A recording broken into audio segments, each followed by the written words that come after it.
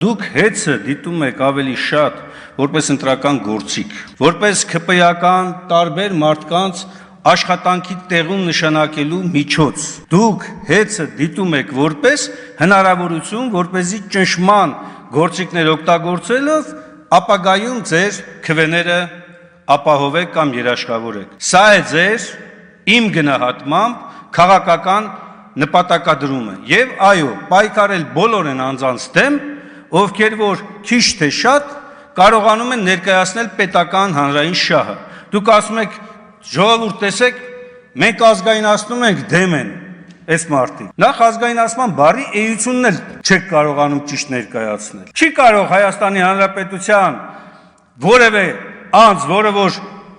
մտածում է երկրի պետության մասին, դեմ լինի ազգային տնտեսությանը։ Բայց ձեր արածը ազգայնացման հետ ընդհանրապես կապ չունի։ Ձեր արածը խլելն է, ձեր արածը քանդելն է, ձեր արածը սեփական փոքր խմբի շահերին համապատասխան ծառայեցնել է հանրային բարիքները, հանրային հարստությունը։ Եվ այն գործարքները, որոնք ժամանակին եղել են եւ ապահովել են Հայաստանի տնտեսության առաջընթաց, հիմա ձեր գլխավոր խնդիրը սևացնել այդ ամենը։ Ինչու, որովհետեւ դուք դրական բան չեք ապահովել։ Ինչ պետք է անեք, պետք է սևացնեք այդ ամենը։ Դա էլ ձեզ չի հաջողվում։